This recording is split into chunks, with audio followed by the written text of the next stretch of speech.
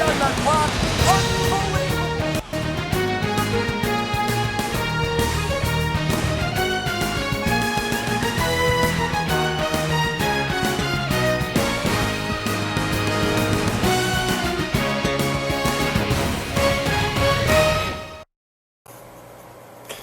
Good evening, hockey fans, and welcome to another episode of The Penalty Box with your host, Kalal Oakman. It's been a while. I've had a couple issues within the studio, and a couple writers decided to go on strike. Well, we finally figured out what was the issue, and we've come to terms with those writers, and they've been fired. You know, they can say, if you can't beat them, join them, or in my case, fire them. So that's what we did. The VHL Stanley Cup playoffs is going on strong. And the number one team in the West has made it out of the Western Conference, and they are going to be facing the number 2 seed in the East, the defending Stanley Cup champions, the Tampa Bay Lightning. Out of the West, it's a newcomer, once again. The only team ever to repeat Western Conference champ was the Detroit Red Wings from Season 2 and Season 3. No team is repeat as Stanley Cup champion in the history of the VHL. This season, one team tries to blaze that trail and become the first team ever to repeat as Stanley Cup champ. The last team that tried was the Detroit Red Wings. They won the Stanley Cup Finals in Season 2 and made it to the Stanley Cup Finals in Season 3, only to be swept by the Pittsburgh Penguins. Another interesting fact about the Stanley Cup Finals is that only 2 teams have ever come from the East. The Pittsburgh Penguins in Season 3, and then Seasons 1, 2, 4, 5, and now 6. The dynasty that is the Tampa Bay Lightning. Like I said, the Tampa Bay Lightning are going to be facing off against the Nashville Predators. In the regular season, these 2 teams faced off against each other only once, and that was on Wednesday, July 13th. The final score of that game was Tampa Bay 6, Nashville 3. For Nashville, they had DTA, Queso, Offshore J, Ship Daddy, KPY, and in net was Jay Doulis. DTA had 2 goals, 1 assist, and 3 points. He was a -4. Queso had a goal and an assist. He had 2 points. He was a -4. Offshore J had 1 assist and 1 point. He was a -4. Ship Daddy, 1 point, 1 assist, -4. And KPY had zeros on the board except for the -4. Jay Doulis faced 25 shots, gave up 6 goals, made 19 saves. Another interesting tidbit for the Nashville Predators in this particular game is they managed 5 shots on net against the Tampa Bay Lightning. For Tampa Bay, the Tampa Bay Lightning put out Matty Bizzle, otherwise known as Matty B, or whatever he changes his name this week. The guy changes his name more often than John Kerry flip-flops on a bill in Congress. Kopitar was also playing for this team. Matty B had 2 assists, 2 points, and +4. Kopitar had 1 assist, 1 point, and was a +4. Tudala matched up with his line mate Nash. Tudala had a hat trick and an assist. He had 4 points. He was a +4. Nash, 1 goal, 3 assists, 4 points, and he was a +4. Like I said, they totaled 25 shots in this game. Oil Stain of Vezina candidate again this season. He faced 5 shots, gave up 3 goals, made 2 saves. Wasn't the greatest game for this particular person. I'll dive more into this particular series matchup as we go into it, but this is by far one of the most exciting Stanley Cup finals we've had in a long time. I would dare to say it's one of the more exciting ones since Season 3. Season 4 was exciting because they had Tampa Bay coming back after a disappointing Season 3, and they were facing off against the Cinderella story that was the Columbus Blue Jackets. Columbus ended up winning the series in 7 games. This particular series, the reason why I say it's the most exciting since Season 3, is because it has the essence of repeat. That's right. In Season 3, the Detroit Red Wings, the hottest team in the VHL at the time, was going up against a relative newcomer to the scene, the Pittsburgh Penguins. Everybody thought, including yours truly, that the Detroit Red Wings would wipe the ice with the Pittsburgh Penguins. Boy, was I ever wrong. The Pittsburgh Penguins swept the Detroit Red Wings and became the first team from the Eastern Conference to win the Stanley Cup. The Tampa Bay Lightning last season became the second team ever to come from the Eastern Conference to win the Stanley Cup. Like I said before, no team has repeat as Stanley Cup champion. But I have a feeling that that might change. Before we get into more talk about the Stanley Cup Finals, there's a couple other things I do have to cover. One, your VHLPA presidency is up for grabs. 4 tickets. I believe it's Jerry KC as 1 ticket, Icon and Just Donnie is another ticket, Max Mandingo and Killer Haji, or that's Mr. Haji to you, on another ticket, and finally, I believe it's Baghdaddy and Blissful Blue. Those are the 4 tickets. They will be having their presidential debate live on VHL tonight on Thursday, September 1st at 11 p.m. Eastern Time. Do check out the radio show. And also check out the forums because I believe there is a thread that is titled Questions for the VHLPA Candidates. In other news around the VHL, well, we were able to track down, or at least we were trying to track down, a former Pittsburgh Penguin, a former Wilkes-Barre Scranton Penguin by the name of Ryan 5, aka Baby Penguin, Little Penguin, Penguin that got away. He was kind of upset that he wasn't retained or drafted by the Pittsburgh Penguins this season. And we offered to do an interview with him, and in that interview we were going to ask him some hard questions on what his thoughts were, why the Pittsburgh Penguins failed to deliver on such high hopes after the draft. Now, for those of you who may not remember, the pundits and the experts had the Pittsburgh Penguins picked in the top 3 after the draft. Even one had them picked number 1 above the defending Stanley Cup champion Tampa Bay Lightning and above the New York Islanders. The Pittsburgh Penguins finished in 9th this season. A total collapse. An epic failure that we haven't seen since Phoenix picked up Biohizzle and for the regular season. We were trying to track down Ryan 5 and we invited him to the show. Ryan 5's publicist and PR department sent us this letter. To whom it may concern on the penalty box and to that talking head scrub Kalal Oakman. In regards to the interview with Ryan 5. And then it's blank. Beat it, nerd. Yeah. We're trying to line up more interviews, but if we get responses like this one, I don't know how many interviews we're going to have on this show. Might have to have another writer's strike. But that's alright, I found a clause in my contract that says I'm allowed to fire my staff. And I did. So, that's that issue.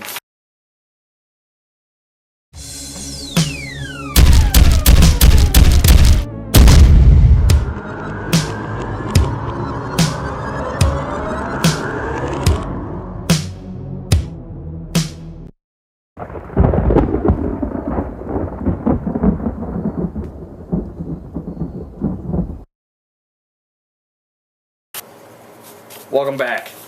As I said in the opening segment, the Nashville Predators are going to be facing off against the Tampa Bay Lightning, the defending Stanley Cup champs. You know the old adage, if you want to be the best, you got to beat the best. The Nashville Predators are an interesting team. It's more like a Pandora's box. They are basically a different philosophy, a radical philosophy when it comes to hockey. Nashville has a run and gun offense, and they believe that a good offense is a good defense. However, this particular strategy does have its flaws. Now, before people start going off with the pitchforks and the flames and asking to torch me and get rid of me, let me clarify. The Nashville Predators are a very dangerous offensive powerhouse. However, their defense is questionable. Their goaltending is questionable. This team is based off of offense. They bury their opponents with an avalanche of goals, and they make it so the other team has to play in desperation and has no chance of coming back in the games, or so they hope. However, they have had a few scares during the regular season, including one opening night 7-6 triple overtime game against the Philadelphia Flyers, and also a 9-8 overtime win against the Florida Panthers. 9-8, 7-6. Offense, yes. Defense, goaltending, no. What is wrong with this team? This team has the offense to take it to any team in the VHL. However, They don't have the defense or the goaltending to put their foot on the throat and just put away these teams. They allow these teams to come back into the game where they have no business being in this game, period. Take, for example, the triple overtime game against the Philadelphia Flyers. 7-6? What, are you kidding me? Or how about the 9-8 overtime win over the Florida Panthers? 9-8 overtime. Neither team had a defense. Neither team had goaltending. 17 combined goals. This Nashville team is playing with fire. It really is. You're going up against the Tampa Bay Lightning. You cannot go out there and solely rely on your offense to win your games. You're going to have to step up the defense, and you're going to have to step up your goaltending, and I'll show you why. But before I get into that, let me show you some highlights of the Nashville Predators during the playoff series with the San Jose Sharks. And you will see that this team not only is potent on offense, however, that is their Achilles heel. They rely too much on their offense, and it might come back to bite them in the ass. Check it out.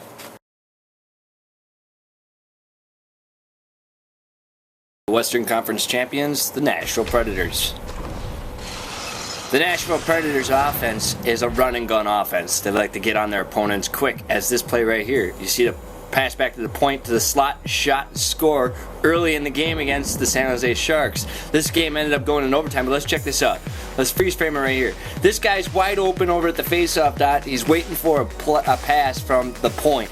The defenseman's playing a little too shallow, guarding the goalie, and the goalie has no chance whatsoever at this play. Watch as this play develops. This is what Nashville does at the very beginning of the game. Here's the pass, and the shot, and the score. Nashville's now up 1-0. Their offense is starting to get going. Here's an instant replay of it from a different angle. You can see this right here. The goalie had no chance. Later in the game, as you can see that by this one early in the first period, later in the game, Nashville's offense sputters and their defense doesn't bail them out. It allows San Jose to get back into the play. Right there. Who's covering the guy on the point? Where is the Nashville players? They're playing a box, but the box is broken. I don't understand what's going on. They're in the penalty box. You do that, you're going to get burnt by Tampa Bay. Here's another play.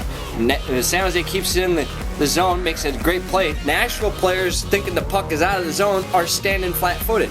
I don't know what's going on with Nashville. You can't do that when you're facing off against the Tampa Bay Lightning. And here's another one against San Jose. Here's some more goals that allow San Jose to get back into this game. Now, this one here is Nashville tying it back up, but then San Jose coming back and answering it back. They're going blow for blow. You can't do that if you're going to win a championship in the VHL. You just can't. Nashville's offense is their defense, and they allowed San Jose to come back into this game. This is something they're not going to be able to afford to do against the Tampa Bay Lightning. Nashville's offense is fantastic. However, like I said before, Nashville, if they want to win this series, they are going to have to play better disciplined hockey. Here's another Nashville play. It's freeze framed right now. You see the puck down in the lower left-hand corner? Watch what this guy does with the puck. This is what they call following the play, and you play whistle to whistle. This is a very, very good play by Nashville. They never give up. This is the overtime winner in the playoff series against the San Jose Sharks.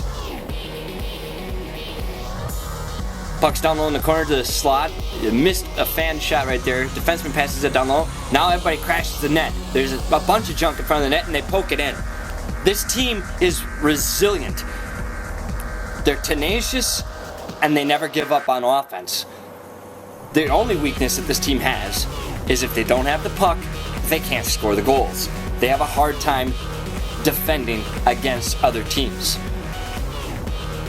That was the overtime game in the first and the Western Conference Finals. Now here's Game 7 of the Western Conference Finals. It was a closer game. It was 2-1. Here's Nashville scoring San Jose scoring the first goal of the game.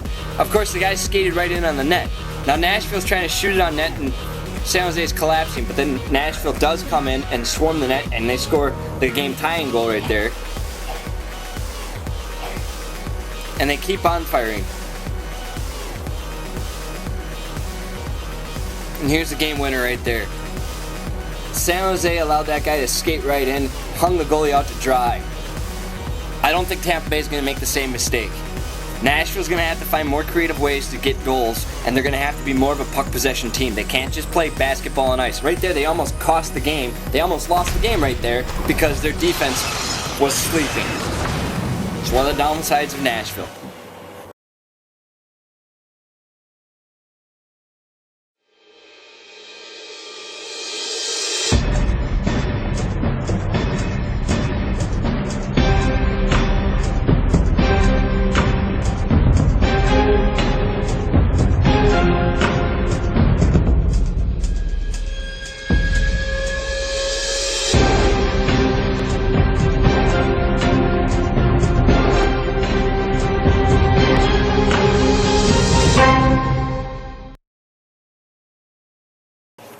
Now that you've seen Nashville, let's take a look at the other team that they'll be facing off against, the Tampa Bay Lightning. Another team that is totally radical in its philosophy on defensive strategies. The Tampa Bay Lightning has an offense that you wouldn't want to shake a stick at. This team can bury the puck. It really can. However, their philosophy is drastically different than the Nashville Predators. This particular Tampa Bay Lightning team not only can match goal for goal, but when they take a lead, they play puck possession and they play it very well. It's a glorified game of keep away. Once they get a lead, they make sure that you can't touch the puck, as evident in their first game against Nashville in the regular season, holding Nashville's powerhouse offense to 5 total shots. You can't score goals when you don't have the puck. They have a very strong offense, but they don't bury their opponents with it to win. They like to control the puck in the offensive zone. They play keep away. They wait for the other team to make a mistake and make a drastic killer mistake, and they capitalize on it. Once they capitalize on it, they make you pay. They bury you taking a 2-goal lead or a 1-goal lead, and then they play keep away, and they play keep away very, very methodically. These guys are cerebral assassins. They analyze everything. People give them crap about this or that they're stacked offensively. Their defense with Agent, Amortis, Matty Bizzle, and I believe Kopitar are underrated. Not to mention that UPS Wide, former Pylon. Yes, former Pylon. His 2 seasons in Tampa, I believe it's 2 seasons in Tampa, might be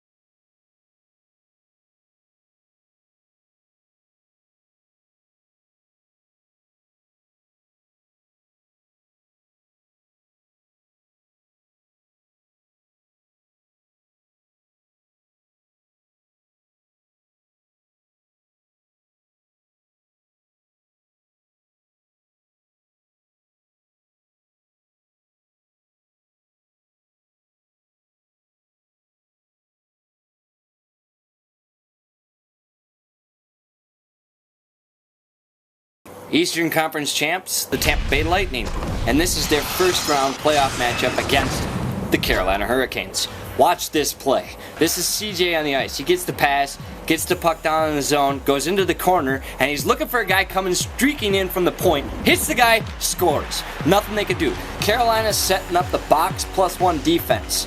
This guy right here, because CJ is so good with the puck in the corner, the center was shadowing the corner. Let's freeze frame it. You see it right here. CJ has the puck down in the corner. Look what Carolina's defense is doing. You see 1, 2, 3, 4, and the center's in the slot, and he's going to drift over towards CJ's side and try to take away the passing lane. When he drifts over, it opens up the gap between the two defenders where this guy comes in freeze right here. Look at this. He's already through the goalposts. He's waiting for the one-touch pass. Here comes the pass by CJ. And when CJ connects with the pass, there's nothing that Carolina can do. It's a guaranteed goal.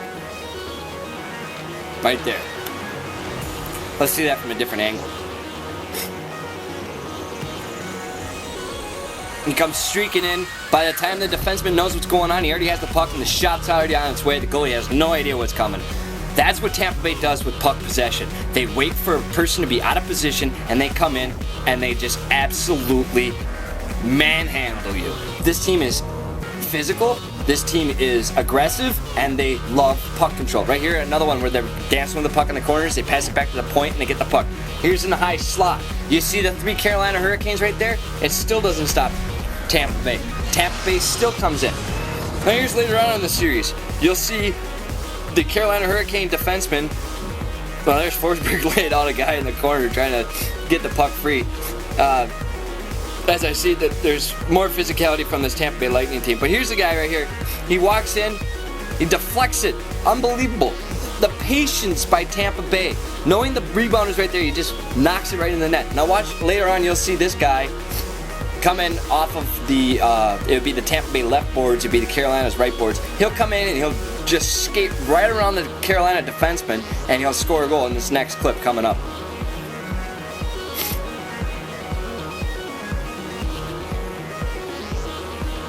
He's just driving hard to the net. No one's putting a body on him. You're going to have to put a body on him. Now here's one right here. He's driving to the net. He scores a goal. He comes straight across to the crease, scores a goal short side. Nothing they can do. This is what Tampa Bay does when it comes to puck possession. Here's what I'm talking about right there. If we could stop this and rewind that. The defenseman coming in from the corner. Again, top of the cross, top of the crease, comes in backhand. Nothing they can do. This is what it looks like. We'll freeze frame that one for you in just a second. Now look at the positioning of the Carolina Hurricanes. What is the defenseman doing on the right post? The Carolina right defenseman is allowing the guy room to come in and challenge the goalie.